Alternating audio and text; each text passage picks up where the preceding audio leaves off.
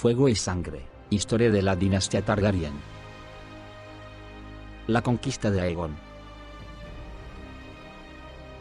La conquista de Aegon. Los maestres de la ciudadela, encargados de preservar las historias de Poniente, han utilizado la conquista de Aegon como punto de referencia cronológica durante los 300 últimos años. Al datar nacimientos, defunciones, batallas y otros sucesos se indica d. c. después de la conquista, o a. c. antes de la conquista. Los auténticos eruditos saben que esta datación no es en modo alguno precisa. Aegon Targaryen no conquistó los 7 reinos de la noche a la mañana. Transcurrieron más de 2 años entre el desembarco de Aegon y su coronación en Antigua, que ni siquiera puso fin a la conquista, ya que Dorne seguía sin dejarse someter. Los intentos esporádicos de anexionar Dorne al reino se sucedieron durante todo el reinado de Aegon y hasta bien entrados los de sus hijos, motivo por el que no es posible definir la fecha exacta del final de las guerras de la conquista. Incluso la fecha de su comienzo se presta a confusión. Muchos suponen, erróneamente, que el reinado del rey Aegon Targaryen, el primero de su nombre, empezó el día en que desembarcó en la desembocadura del río Aguas Negras, al pie de las 3 colinas, donde más adelante se fundaría la ciudad de desembarco del rey. Pero no fue así. El rey y sus descendientes celebraban el día del desembarco de Aegon, pero el conquistador cifraba el principio de su reinado en el día en que el Septón Supremo de la Fe lo coronó y ungió en el septo estrellado de Antigua. Esta coronación se produjo 2 años después del desembarco de Aegon, cuando las 3 grandes batallas de las guerras de la conquista ya llevaban mucho tiempo libradas y ganadas. Por tanto, se infiere que, en realidad, la mayor parte de la conquista de Aegon tuvo lugar del año 2 al 1 a.C. Antes de la conquista, los Targaryen eran de pura sangre Valyria, señores dragón de rancio abolengo. 12 años antes de la maldición de Valyria, Aenar Targaryen, tras vender sus propiedades del feudo franco y las tierras del largo verano, se mudó con todas sus mujeres, riquezas, esclavos, dragones, hermanos, parientes e hijos a Roca Dragón, una ciudadela lúgubre situada a los pies de una montaña humeante, en una isla del mar angosto. En su época de máximo esplendor, Valyria fue la mayor ciudad del mundo conocido, el culmen de la civilización. En el interior de su reluciente muralla, 2 casas rivalizaban por el poder y la gloria en la corte y en el consejo. Ora se alzaban, ora caían, en una interminable, sutil y frecuentemente encarnizada lucha por el poder. Los Targaryen no eran, ni con mucho, los señores dragón más poderosos, y sus rivales interpretaron su huida a Roca Dragón como una rendición, un acto de cobardía. Pero Daenys, la hija doncella de Lord Aenar, a la que siempre se conocería a partir de entonces como Daenys la Soñadora, había tenido una visión en la que Valyria era pasto de las llamas. Y 12 años después, cuando llegó la maldición, no sobrevivieron más señores dragón que los Targaryen. Durante 2 siglos, Roca Dragón fue el puesto fronterizo más occidental del poder valirio. Su situación, en pleno gaznate, ofrecía a sus señores un control absoluto sobre la bahía de Aguas Negras y permitía que tanto los Targaryen como sus más estrechos aliados, los Velaryon de Marcaderiva, una casa menor de ascendencia valiria, se llenasen las arcas a costa de los mercantes que la atravesaban. Los barcos de los Velaryon, junto con los de los Celtigar de Isla Zarpa, otra casa aliada de Valyria, controlaban las aguas del mar angosto. Mientras tanto, los Targaryen dominaban el cielo con sus dragones. Aún así, durante la mayor parte de la centuria que siguió a la maldición de Valyria, el bien llamado siglo sangriento, la casa Targaryen tenía las miras más puestas en el este que en el oeste, y mostraba muy poco interés por los asuntos de Poniente. Gaemon Targaryen, el hermano y marido de Daenys la Soñadora, fue señor de Roca Dragón tras Aenar el exiliado y se lo llegó a conocer como Gaemon el Glorioso. Cuando murió, sus hijos Aegon y Elaena gobernaron juntos. Los sucedieron su hijo Maegón, su hermano Aerys y los hijos de este, Aelix, Baelon y Daemon. El último de los 3 hermanos era Daemon, cuyo hijo Aerion heredó el señorío de Roca Dragón. El Aegon que pasó a la historia como Aegon el Conquistador y Aegon el Dragón nació en Roca Dragón en el 27 a.C. Era el único varón y segundo vástago de Aerion, señor de Roca Dragón, y de Lady Valaena de la casa Velaryon, esta última Targaryen por parte de madre. Aegon tenía 2 hermanas de linaje auténtico, Visenya, mayor que él, y Rhaenys, de menor edad. Desde hacía mucho era costumbre entre los señores dragón de Valyria que se casaran un hermano y una hermana, con el fin de conservar la pureza de sangre. Pero Aegon se casó con sus 2 hermanas. Por tradición debería haberse casado tan solo con Visenya, la mayor, aunque inusitada. La inclusión de Rhaenys como segunda esposa tenía precedentes. Se dice que Aegon se casó con Visenya por obligación y con Rhaenys por devoción. Los 3 hermanos habían demostrado su condición de señores dragón antes de su matrimonio. De los 5 dragones que habían volado al exilio con Aenar desde Valyria, solo uno había sobrevivido hasta los días de Aegon, la gran bestia llamada Valerion, el terror negro. Las dragonas Vhagar y Meraxes eran más jóvenes, salidas del huevo en Roca Dragón. Según un mito muy común, de los que difunden los ignorantes, Aegon Targaryen no pisó Poniente hasta el día en que se dispuso a su conquista, pero esto no puede ser cierto. Años antes se había tallado y decorado por orden suya la mesa pintada, una enorme pieza de madera de casi 20 varas de largo, con un contorno que seguía la forma de Poniente y decorada con todos los bosques,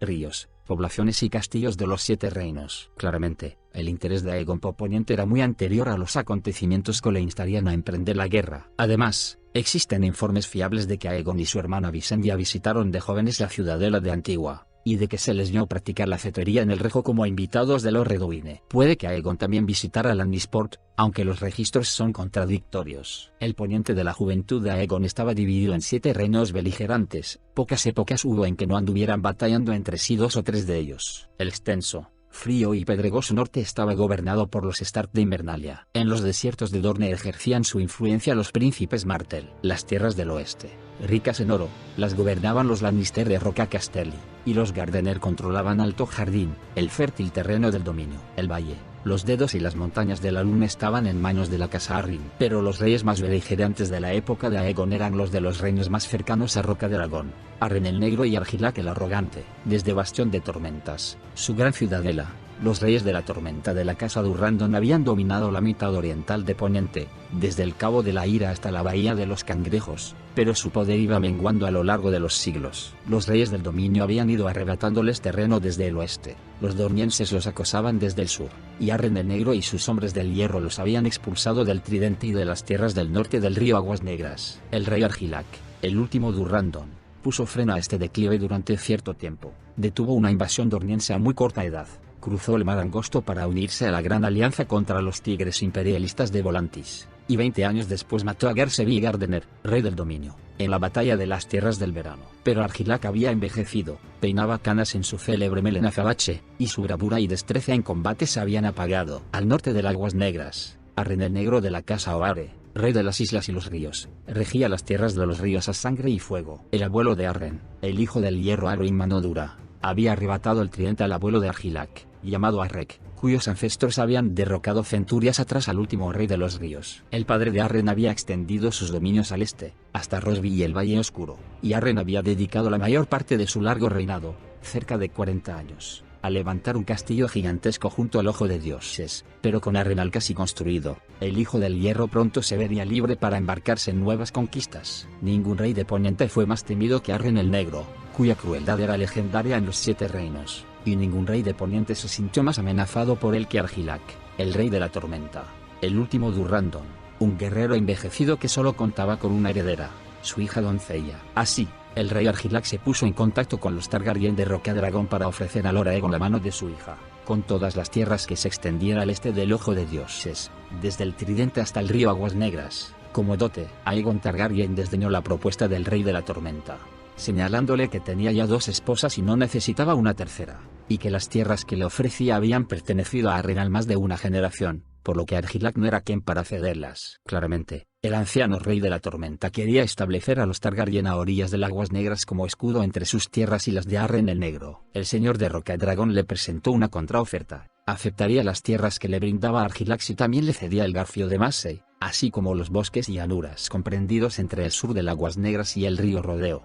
incluido el nacimiento del Mander. El pacto se sellaría con el enlace de la hija de Argilac y Orys Baratheon, amigo de la infancia de Lord Aegon y paladín suyo. Argilac el Arrogante rechazó, airado, estas condiciones. Se rumoreaba que Orys Baratheon era de baja estofa, hermano ilegítimo por parte del padre de Lord Aegon, y el rey de la tormenta no pensaba deshonrar a su hija cediendo su mano a un bastardo. La mera proposición lo indignaba. Argilac ordenó que cortaran las manos al mensajero de Aegon y se las devolvieran en una caja. Estas son las únicas manos que pienso conceder a vuestro bastardo, escribió. Aegon no respondió. Se limitó a convocar a sus amigos, banderizos y aliados principales para que acudieran a Roca Dragón. Eran pocos. Los Velaryon de Marca Deriva habían jurado fidelidad a la casa Targaryen, igual que los Celtigar de Isla Garra. Del Garfio de Massey acudieron Lord Barremont de Punta Aguda y Lord Massey de Piedra Tormenta, ambos juramentados a Bastión de Tormentas, pero con lazos más estrechos con Roca Dragón. Lord Aegon y sus hermanas conversaron con ellos y juntos acudieron al seto del castillo para rezar a los 7 de Poniente, aunque no existe constancia hasta entonces de que Aegon fuera un gran devoto. El 7º día,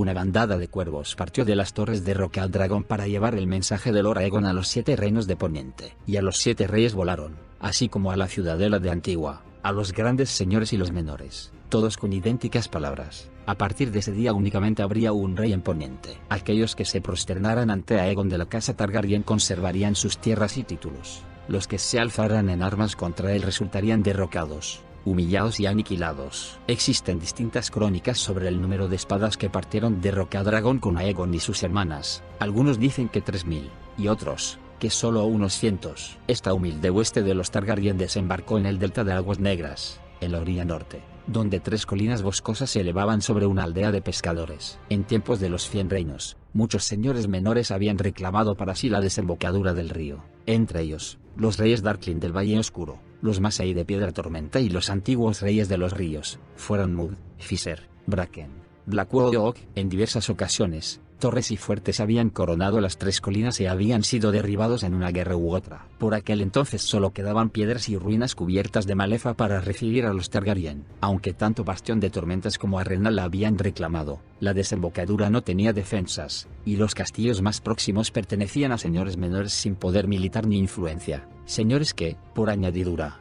no tenían muchos motivos para apreciar a su supuesto señor feudal, Arren el Negro. Aegon Targaryen se apresuró a levantar una empalizada de barro y troncos alrededor de la colina más alta, y envió a sus hermanas a asegurarse la sumisión de los castillos circundantes. Rosby se rindió a Rhaenys y a Meraxes, la de los ojos dorados, sin presentar batalla. En Stokeworth, unos cuantos ballesteros dispararon saetas a Visenya, hasta que las llamas de Vagar prendieron los tejados del torreón del castillo. También se sometieron. El primer escollo de consideración para los conquistadores lo plantearon Lord Darkling del Valle Oscuro y Lord Moton de Poza de la Doncella, que unieron fuerzas y marcharon hacia el sur con 3000 hombres, con intención de expulsar a los invasores de vuelta al mar. Aegon envió a Orys Baratheon para atacarlos mientras avanzaban, a la vez que él descendía sobre ellos desde el cielo con el terror negro. Ambos señores murieron en la desigual batalla que se desencadenó. Después, el hijo de Darkling y el hermano de Moton rindieron sus castillos y juraron lealtad a la casa Targaryen. En aquella época, el Valle Oscuro era el principal puerto poniente del Mar Angosto. Había crecido en tamaño y riqueza gracias al comercio. Visenya Targaryen no permitió que asolaran la población,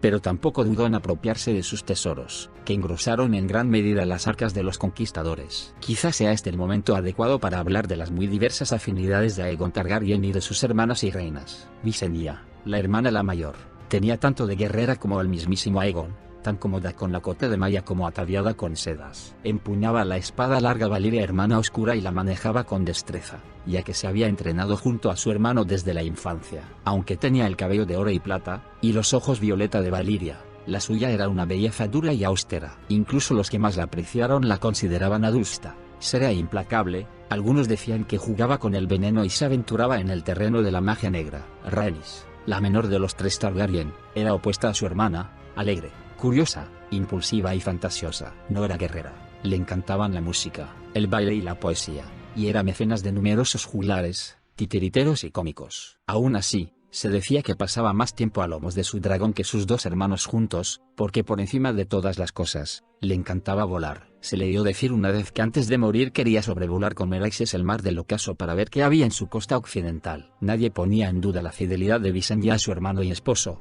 pero Rhaenys se rodeaba de muchachos atractivos y se rumoreaba que incluso invitaba a algunos a sus estancias cuando Aegon pasaba la noche con su hermana mayor. A pesar de estos rumores, los cortesanos atentos se daban cuenta de que el rey pasaba 10 noches con Rhaenys por cada una que pasaba con Visenya. Resulta curioso que la figura de Aegon Targaryen fuera tan enigmática para sus coetáneos como para nosotros.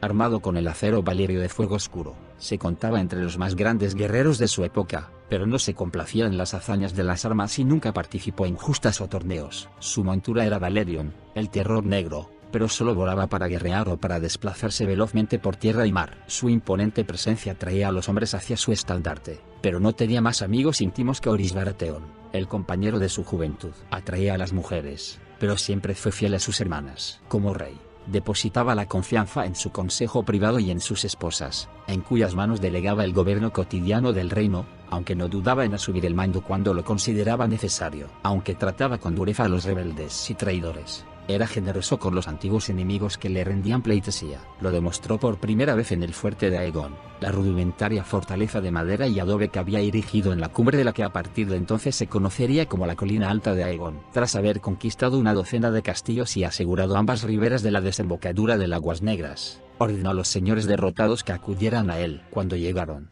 se postraron y depositaron las espadas a los pies de Aegon, quien les pidió que se levantaran y los reafirmó en sus tierras y títulos. A los que lo habían apoyado durante más tiempo les concedió honores. Designó a Daemon Velaryon, señor de las mareas, consejero naval al mando de la flota real. A Criston Massey, señor de Piedra Tormenta, lo nombró consejero de los edictos. A Crispian Celtigar, consejero de la moneda. Además, proclamó: Orys Baratheon es mi escudo, mi partidario incondicional y mi firme mano derecha, por lo que los maestres consideran a Baratheon la primera mano del rey. Aunque hacía mucho que existía la tradición de los blasones entre los señores de Poniente, los señores dragón de Valyria no los habían utilizado nunca. Cuando los caballeros de Aegon desplegaron su enorme estandarte de batalla, un dragón tricéfalo de gules sobre campo de sable, los señores lo interpretaron como un signo inequívoco de que ya era verdaderamente uno de ellos, un gran rey digno de Poniente. Cuando la reina Visenya coronó a su hermano con una diadema de acero valirio encastrada con rubíes, y la reina Rhaenys lo saludó como Aegon,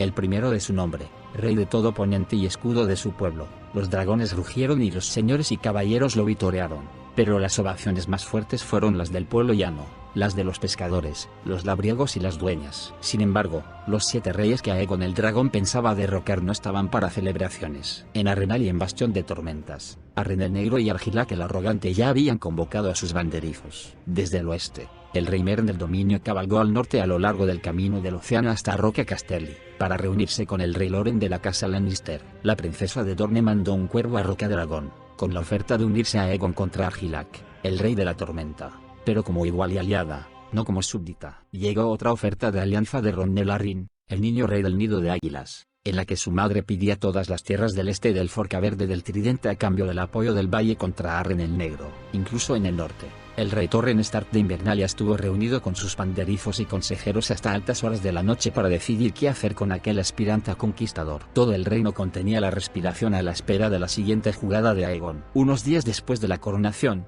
las huestes de Aegon se pusieron en marcha de nuevo. La mayor parte cruzó el Aguas Negras y se dirigió al sur, a Bastión de Tormentas, bajo el mando de Orys Baratheon. Lo acompañaba la reina Rhaenys, a lomos de Meraxes, la de los ojos dorados y las escamas de plata. La flota de los Targaryen, encabezada por Daemon Velaryon, partió de la bahía del Aguas Negras y enfiló al norte, hacia Puerto Gaviota y el valle. Con ellos iban la reina Visenya y Vhagar. El rey se dirigió al noroeste, hacia el Ojo de Dioses y Arenal, la descomunal fortaleza que era el orgullo y la obsesión del rey Arryn el Negro. Los 3 embates de los Targaryen se encontraron con una fuerte oposición. Lord Errol, Lord Fel y Lord Muckler, banderizos de Bastión de Tormentas, sorprendieron a la avanzadilla de las huestes de Orys Baratheon cuando cruzaba el rodeo, y derribaron a más de 1000 hombres antes de retirarse al bosque. Una flota improvisada de los Arryn, con la añadidura de una docena de buques de guerra braavosilles, se enfrentó a la armada de los Targaryen en las aguas de Puerto Gaviota y la derrotó. Entre las bajas estaba Daemon Velaryon, el almirante de Aegon. Incluso atacaron a Aegon en la orilla sur del Ojo de Dioses, y no una vez,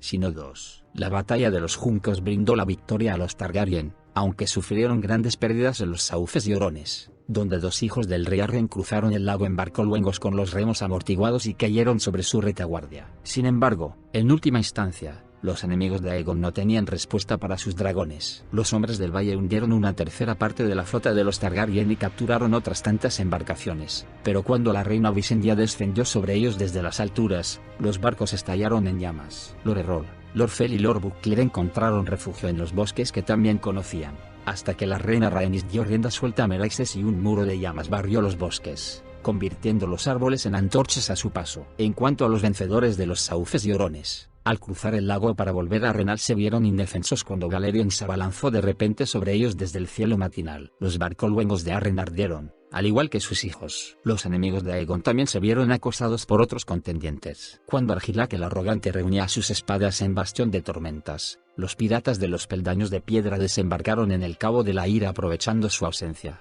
y grupos de asalto dornienses salieron a borbotones de las Montañas Rojas para barrer las marcas. En el valle, el joven rey Ronnel tuvo que vérselas con una rebelión en 3 hermanas, pues los hermaneños habían retirado su lealtad al nido de águilas y habían proclamado reina a Lady Malla Sunderland. A pesar de todo, Se trataba de aflicciones insignificantes en comparación con lo que esperaba Arren el Negro. Aunque la casa Oar había gobernado las tierras de los ríos durante 3 generaciones, en el Tridente no sentían ningún aprecio por sus señores hijos del hierro. Arren el Negro había provocado millares de muertes en la construcción de Arrenal, su titánico castillo, había expoliado las tierras en busca de material de construcción y había exprimido por igual a señores y pueblo llano en su ansia por acumular oro. Por tanto, los ribereños, encabezados por Lord Edmund Tully de Aguas Dulces, se alzaron contra él. Tully, al que habían convocado para la defensa de Arrenal, se puso de parte de la casa Targaryen, enarboló el estandarte del dragón sobre su castillo y marchó con caballeros y arqueros para unir sus fuerzas a las de Aegon. Su desafío animó a los otros señores de los ríos. Uno por uno, los señores del Tridente renegaron de Arryn y prestaron su apoyo a Aegon el dragón. Los Blackwood, Magister, Vance, Bracken, Piper, Frey, Strong reclutaron a sus hombres y descendieron sobre Arrenal. El rey Arren el Negro, al verse superado repentinamente, se refugió en su fortaleza supuestamente inexpugnable. Arrenal, el mayor castillo jamás construido en Poniente, presumía de 5 torres colosales, una fuente inagotable de agua dulce, sótanos enormes bien aprovisionados y una robusta muralla de piedra negra, más alta que ninguna escala de asalto y tan gruesa que no podía romperse con arietes ni resquebrajarse contra buquetes. Arren atrancó las puertas y se dispuso, con los hijos y partidarios que le quedaban, a resistir un asedio. Aegon de Roca al Dragón tenía un plan distinto. Tras unirse a Edmund Tully y los otros señores de los ríos para rodear el castillo, mandó a un maestre a sus puertas bajo un estandarte de paz, para parlamentar. Salió a su encuentro Arren, un hombre mayor de pelo cano que, aún así, transmitía fiereza enfundado en su armadura negra. Cada rey iba acompañado de un maestre y un portaestandartes, por lo que ha quedado constancia de las palabras que cruzaron. Rendíos ahora, empezó Aegon, y podréis seguir siendo el señor de las Islas del Hierro. Rendíos ahora y vuestros hijos vivirán para sucederos. Tengo 8000 hombres apostados alrededor de vuestra muralla. Lo que hay afuera de mi muralla no es de mi incumbencia, contestó Arren. Estos muros son fuertes y gruesos, pero no tienen altura suficiente para protegeros de los dragones. Los dragones vuelan.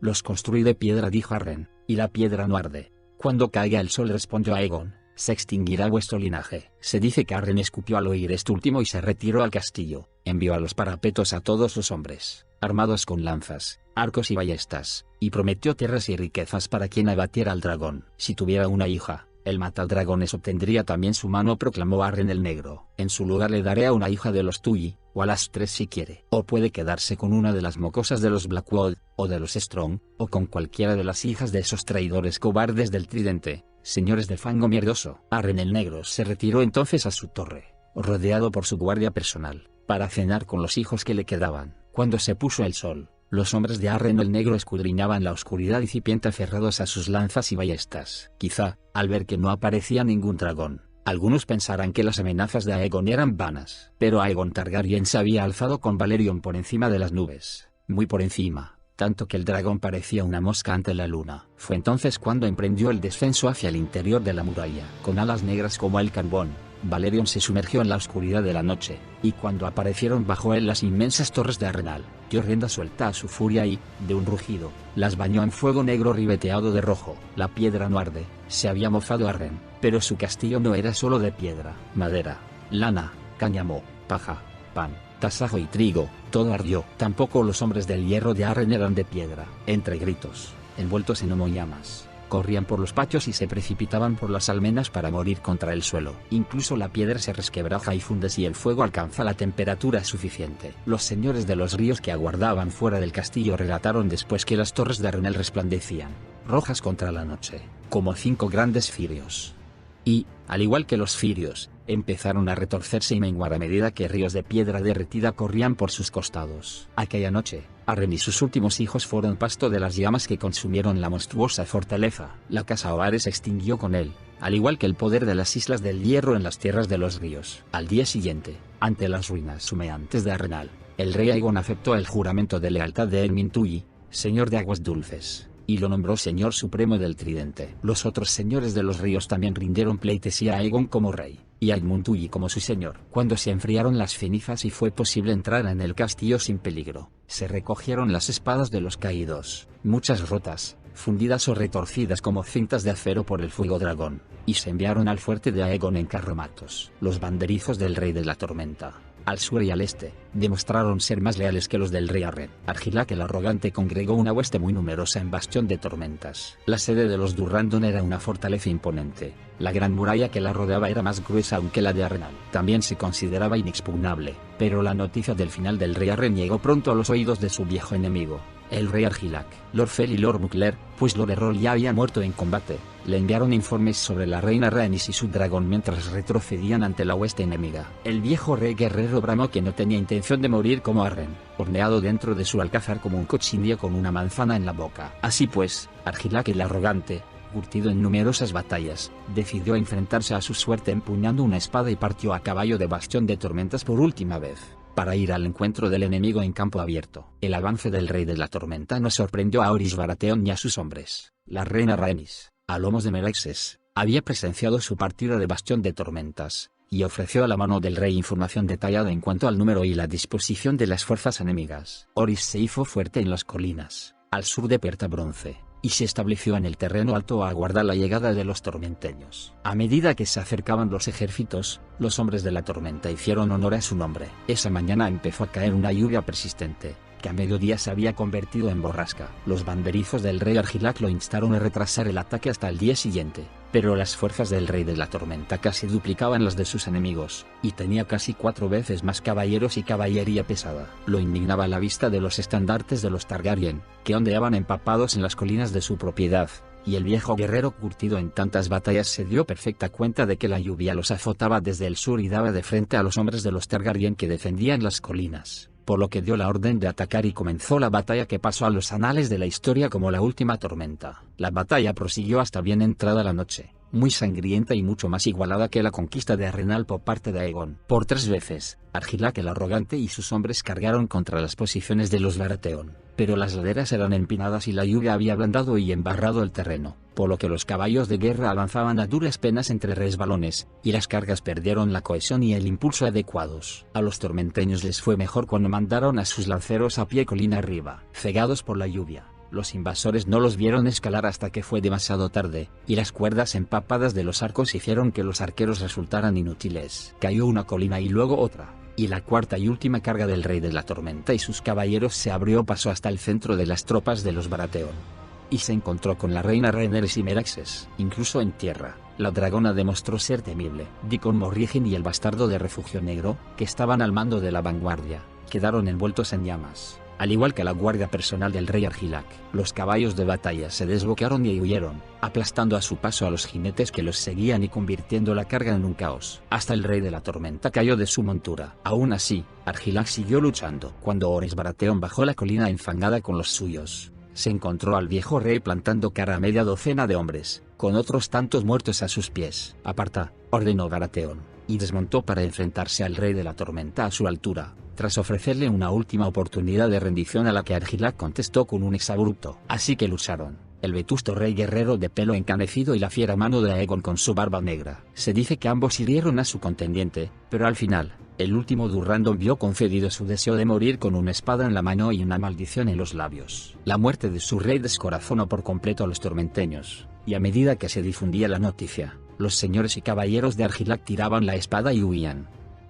Durante unos días se temió que Bastión de Tormentas sufriera la misma suerte que Arrenal, pues Argeia, la hija de Argilac, afianzó las puertas frente al avance de Orys Baratheon y la hueste de los Targaryen, y se declaró reina de la tormenta. Cuando la reina Rhaenys entró en el castillo a lomos de Meraxes para parlamentar, Argeia le prometió que, antes que arrodillarse ante el enemigo, moriría hasta el último defensor de Bastión de Tormentas. «Podéis tomar mi castillo», dijo, «pero solo encontraréis huesos, sangre y cenizas». Sin embargo, los soldados de la guarnición no estaban tan dispuestos a morir. Esa noche enarbolaron una bandera de paz, abrieron las puertas del castillo y llevaron a Lady Argeia amordazada, encadenada y desnuda al campamento de Orys Baratheon. Se dice que Baratheon le quitó las cadenas personalmente, la envolvió en su capa, le sirvió vino y le habló con amabilidad del valor de su padre y de cómo había muerto. Después, para honrar al rey caído, adoptó el blasón y el lema de los Durrandon. El venado coronado se convirtió en su emblema, Bastión de Tormentas, en su sede, y Lady Argeia, en su esposa. Con las tierras de los ríos y las de la tormenta bajo el control de Aegon el Dragón y sus aliados, el resto de los reyes de Poniente vio claramente que llegaba su turno. En Invernalia,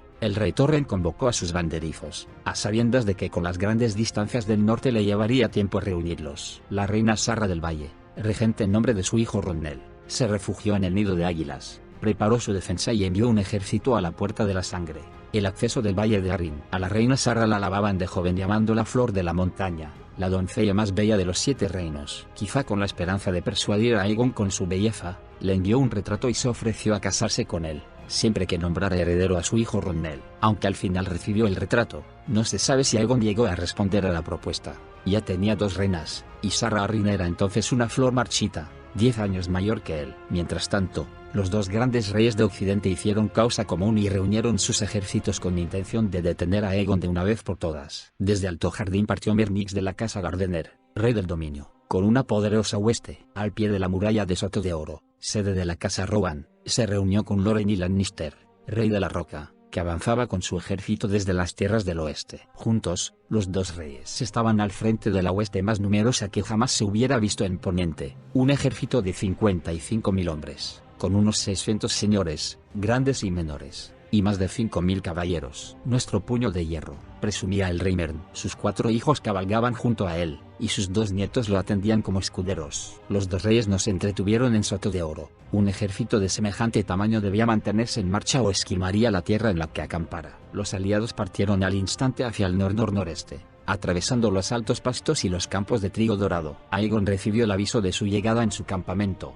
junto al Ojo de Dioses, por lo que reunió a sus fuerzas y avanzó al encuentro de estos nuevos enemigos. Bajo su mando solo disponía de 1/5 parte de los hombres que reunían los 2 reyes, y muchos de sus soldados eran vasallos de los señores de los ríos, cuya lealtad a la casa Targaryen era reciente y nunca se había puesto a prueba. Sin embargo, con un ejército menor, Aegon se desplazaba mucho más deprisa que sus enemigos. En la ciudad de Seto de Piedra se le unieron sus 2 reinas, junto con sus dragones, Rhaenys desde Bastión de Tormentas y Visenya desde Punta Zarparrota, donde había recabado numerosas promesas de pleitesía de los señores del lugar. Los 3 Targaryen juntos vieron, desde el cielo, cómo el ejército de Aegon cruzaba las fuentes del Aguas Negras y continuaba apresuradamente hacia el sur. Los 2 ejércitos se vieron frente a frente en las amplias llanuras abiertas del sur del Aguas Negras, cerca del lugar por donde más adelante transcurriría el Camino Dorado. Los 2 reyes se regocijaron cuando sus exploradores volvieron con informes sobre el número y la disposición del ejército de los Targaryen. Al parecer tenían 5 hombres por cada uno de Aegon, y la desproporción entre señores y caballeros era todavía mayor. Además, el terreno era amplio y abierto, con hierba y trigo hasta donde alcanzaba la vista, idóneo para la caballería pesada. Aegon Targaryen no controlaría el terreno elevado. A diferencia de Orys en la última tormenta, la tierra era firme y sin rastro de barro. No los importunaría la lluvia. El cielo estaba despejado, aunque hacía viento, y no había llovido en más de 15 días. El rey Mern había llevado a la batalla casi el doble de hombres que el rey Loren, por lo que solicitó el honor de dirigir la columna central. A Aemund, su hijo y heredero, le otorgaron el mando de la vanguardia. El rey Loren y sus caballeros formarían a la derecha, Lord Oakheart a la izquierda. Sin barreras naturales a las que ancla la línea de defensa de los Targaryen, los 2 reyes pensaban rodear a Aegon por los flancos para caer sobre su retaguardia, mientras el puño de hierro, una gran cuña de caballeros con armadura y grandes señores, aplastaba el centro de la formación. Aegon Targaryen desplegó a sus hombres en una media luna irregular, con los lanceros y piqueros cerrando filas en primera línea, los arqueros y ballesteros justo detrás, y la caballería ligera en ambos flancos. Dio el mando de las tropas a Jon Moton Nepofa de la doncella, uno de los primeros enemigos que se había ganado para su causa. El rey pensaba luchar, junto a sus reinas, desde el cielo. También se había percatado de la ausencia de lluvia. Los pastos y el trigo que rodeaban a los ejércitos estaban listos para la cosecha, y muy secos. Los Targaryen esperaron a que los 2 reyes hicieran sonar sus cornetas y empezaran a avanzar bajo un mar de estandartes. El rey Mern en persona lideraba la carga contra el centro de la formación enemiga a lomos de su semental Bayo. Junto a él cabalgaba su hijo Gawain con su estandarte, una mano de sinople sobre campo de plata. Entre gritos y rugidos, envalentonados por los cuernos y los tambores de guerra, los hombres de los Gardener y los Lannister cargaron a través de una lluvia de flechas hasta llegar a sus enemigos, barriendo a su paso a los lanceros de los Targaryen y rompiendo sus filas. Pero Aegon y sus hermanas ya surcaban el cielo. Aegon sobrevoló las filas enemigas a lomos de Valerion, atravesando una luz de lanzas, piedras y flechas, y descendió repetidamente para envolver en llamas a sus enemigos. Rhaenys y Visenya prendieron los campos de la retaguardia de los soldados enemigos, así como los lugares donde el viento empujara el fuego hacia ellos. La hierba seca y las espigas prendieron al instante. El viento avivó las llamas y arrastró el humo de frente contra los hombres de los dos reyes. El olor del fuego asustó a las monturas y, a medida que el humo se hacía más denso, tanto hombres como animales avanzaban a ciegas. Empezaron a romper filas mientras se elevaban muros de fuego a sus lados. Los hombres del Normotón, al otro lado de las llamas empujadas por el viento, esperaron con arcos y lanzas, dispuestos para acabar fácilmente con los hombres quemados y en llamas que lograran escapar de aquel infierno. La batalla se conocería como el Campo de Fuego. Más de 4000 hombres perecieron bajo el fuego dragón, y otros 1000, atravesados por espadas, lanzas o flechas. Decenas de miles sufrieron quemaduras que, en muchos casos, los marcaron de por vida. El rey Mernix estaba entre los caídos, junto con sus hijos, nietos, hermanos, primos y otros parientes. Uno de sus sobrinos sobrevivió 3 días, cuando murió a causa de las quemaduras. La casa Gardener murió con él. El rey Loren de la Roca, al ver perdida la batalla, consiguió ponerse a salvo tras atravesar a caballo un muro de fuego y humo. Los Targaryen perdieron menos de 100 hombres. La reina Visenya sufrió una herida de flecha en el hombro, pero se recuperó pronto. Mientras los dragones se atiborraban de muertos, Aegon ordenó que recogieran las espadas de los caídos y las mandaran río abajo. Al día siguiente capturaron a Loren Lannister. El rey de la Roca puso su espada y corona a los pies de Aegon, se arrodilló ante él y le rindió pleitesía, y Aegon, fiel a su promesa, alzó a su enemigo derrotado, lo reafirmó en sus tierras y su señorío, y lo nombró señor de Roca Castelli y guardián del occidente. Siguieron su ejemplo los banderizos de Lord Loren, así como muchos señores del dominio, los que habían sobrevivido al fuego dragón. Aún así, la conquista de Occidente no había culminado, por lo que el rey Aegon se despidió de sus hermanas y partió de inmediato a Alto Jardín, con la esperanza de asegurarse su rendición antes de que otro aspirante lo reclamara para sí. Encontró el castillo en manos de su mayordomo, Arlan Tyrell, cuyos antepasados llevaban siglos al servicio de los Gardener. Tyrell rindió las llaves sin presentar batalla y juró lealtad al rey conquistador. Como recompensa, Aegon le concedió Alto Jardín y sus dominios, lo nombró guardián del sur y señor supremo del Mander, y lo convirtió en señor de los antiguos vasallos de la casa Gardener. La intención del rey Aegon era seguir avanzando hacia el sur y forzar la sumisión de Antigua, el Rejo y Dorne, pero mientras estaba en Alto Jardín le llegó noticia de un nuevo desafío. Torren Stark, el rey en el norte, había cruzado el cuello y entrado en las tierras de los ríos, al frente de un ejército de 30.000 norteños salvajes. Aegon se dirigió hacia el norte de inmediato, adelantándose a su ejército a lomos de Valerion, el Terror Negro, para plantarle cara. Mandó aviso a sus 2 reinas y a todos los señores y caballeros que le habían rendido pleitesía tras las batallas de Arenal y a Campo de Fuego. Cuando Torren Stark llegó a orillas del Tridente, encontró aguardándolo al sur del río a un ejército que prácticamente duplicaba el suyo. Señores de los ríos, occidentales, tormenteños, hombres del dominio, habían acudido todos, y sobre el campamento, Valerion, Meraxes y Vagar surcaban el cielo en círculos cada vez más amplios. Los exploradores de Torren habían visto las ruinas de Arenal, en las que aún ardían ascuas rojizas bajo los escombros. El rey en el norte también había oído muchas anécdotas sobre el Campo de Fuego, y sabía que le esperaría la misma suerte si intentaba cruzar el río. A pesar de todo, algunos de sus banderizos lo urgían a atacar, insistiendo en que el valor norteño les brindaría la victoria. Otros lo instaban a retroceder hasta Fosso Cailin y presentar batalla en tierras del norte. Brandon Nieve, el hermano bastardo del rey, se ofreció a cruzar a solas el Tridente, al amparo de la oscuridad, para matar a los dragones mientras dormían. El rey Torren sí que mandó a Brandon Nieve al otro lado del Tridente, pero acompañado de 3 maestres y no para matar, sino para negociar. Durante toda la noche se sucedieron los mensajes en uno y otro sentido. A la mañana siguiente, fue Torren Stark quien cruzó el Tridente. Allí, en la orilla sur, se arrodilló, dejó la antigua corona de los reyes del invierno a los pies de Aegon y le juró lealtad, y se puso en pie como señor de Invernalia y guardián del norte, ya no como rey. Desde aquel día hasta la fecha, a Torren Stark se lo conoce como el rey que se arrodilló, pero no quedaron atrás los huesos calcinados de ningún norteño, y las espadas que Aegon recogió de Lord Stark y sus vasallos no estaban retorcidas, dobladas ni fundidas. Una vez más, Aegon Targaryen y sus reinas tomaron caminos distintos. Aegon se dirigió de nuevo al sur, a Antigua, mientras que Visenya y Rhaenys, a lomos de sus dragones, pusieron rumbo respectivamente al valle de Arryn y a los desiertos de Dorne, pasando por Lanza del Sol. Sarra Arryn había reforzado las defensas de Puerto Gaviota, había destinado una hueste a la Puerta de la Sangre y había triplicado la dotación de las guarniciones de Piedra,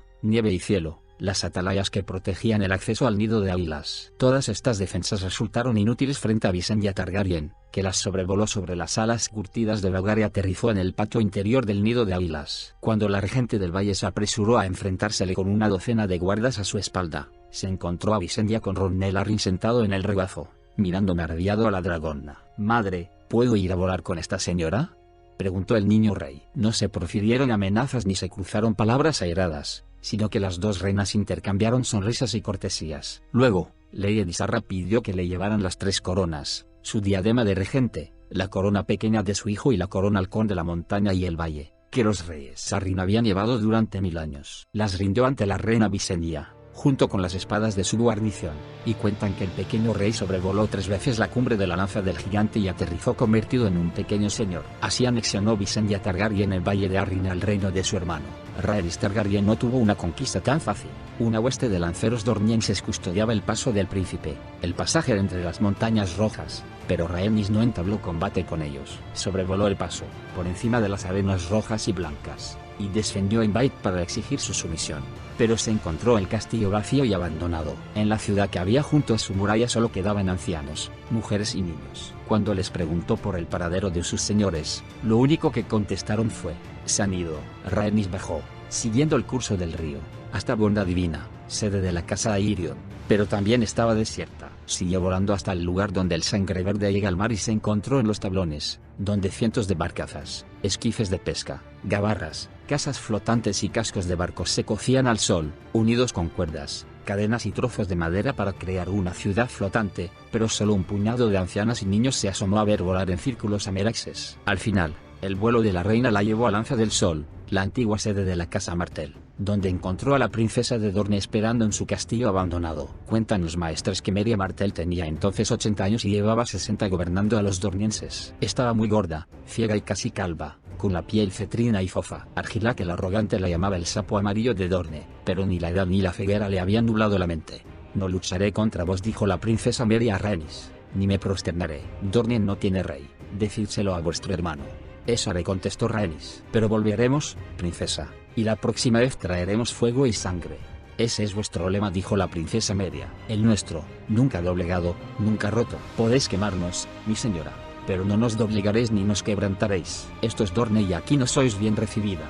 Volved si os atrevéis». Y así se despidieron la reina y la princesa, y Dorne se quedó sin conquistar. Aegon fue mejor recibido en Occidente. Antigua, la mayor ciudad de todo Poniente, estaba rodeada de una gruesa muralla y gobernada por los Hightower, la casa nobiliaria de más rancio abolengo y la más rica y poderosa del dominio. Antigua también era la sede de la fe. Allí residía el Septón Supremo, padre de los fieles, la voz de los nuevos dioses en la tierra, al que debían obediencia millones de devotos de todos los reinos, menos del norte, donde todavía rezaban a los antiguos dioses. También estaban las espadas de los militantes de la fe y las órdenes de monjes guerreros a las que el vulgo conocía como estrellas y espadas. Aún así, cuando Aegon Targaryen y su hueste llegaron a Antigua, encontraron las puertas de la ciudad abiertas y a Lord Hightower esperándolos para rendirles pleitesía. Lo que había sucedido era que, cuando la noticia del desembarco de Aegon llegó a Antigua, el Septón Supremo se encerró 7 días y 7 noches en el septo estrellado para que los dioses lo guiaran. No tomó otra cosa que pan y agua, y no hizo nada más que rezar, pasando del altar de un dios al de otro. El 7º día, la vieja alzó su lámpara dorada para mostrarle el camino. Su altísima santidad vio que si Antigua se alzaba en armas contra Aegon el dragón, sería pasto de las llamas, y Torre Alta, la ciudadela y el septo estrellado quedarían destruidos. Manfred Hightower, señor de Antigua, era cauto y devoto. Uno de sus hijos menores servía en los Hijos del Guerrero, y otro acababa de profesar los votos como Septón. Cuando el Septón Supremo le habló de la visión que le había mostrado la vieja, Lord Hightower decidió que no se enfrentaría con las armas al conquistador. Por este motivo, ningún hombre de Antigua ardió en el campo de fuego, aunque los Hightower eran banderizos de los Gardener de Alto Jardín. Por el mismo motivo, Lord Manfred cabalgó al encuentro de Aegon el dragón y le ofreció su espada, su ciudad y su lealtad. Hay quien dice que también le ofreció la mano de su hija menor, que Aegon rechazó cortésmente para no ofender a sus reinas. 3 días después, en el septo estrellado, su altísima santidad en persona ungió a Aegon con los 7 óleos, lo coronó y lo proclamó Aegon de la casa Targaryen, el primero de su nombre, el rey de los Ándalos, los Rhoynar y los primeros hombres, señor de los 7 reinos y protector del reino. 7 reinos, dijo, aunque Adornien no se había rendido ni se rendiría durante más de un siglo a la primera coronación de Aegon. En la desembocadura de las Aguas Negras, solo habían asistido unos pocos señores, pero varios centenares se congregaron para presenciar esta, y decenas de miles de personas lo aclamaron por las calles de Antigua mientras las recorría Lomas de Valerion. Entre los que asistieron a la segunda coronación de Aegon estaban los maestres y archimaestres de la Ciudadela, y quizás sea ese el motivo por el que se emplea esta coronación para datar el principio del reinado de Aegon, y no la del fuerte de Aegon, el día de su desembarco. Y así fue como los 7 reinos de Poniente se unieron en un gran reino por voluntad de Aegon el Conquistador y sus hermanas. Muchos pensaban que el rey Aegon haría de Antigua su sede cuando terminaran las guerras, otros suponían que gobernaría desde Roca Dragón, la antigua isla ciudadela de la casa Targaryen. Pero el rey sorprendió a todos al proclamar su intención de establecer la corte en la ciudad incipiente de las 3 colinas, junto a la desembocadura de las Aguas Negras, donde sus hermanas y él habían pisado Poniente por primera vez. La nueva ciudad se llamaría Desembarco del Rey, y desde ahí reinaría Aegon el Dragón y celebraría audiencia sentado en un gran trono forjado con las espadas fundidas, retorcidas, machacadas y rotas de sus enemigos caídos, un peligroso asiento que pronto se conocería en el mundo como el Trono de Hierro de Poniente.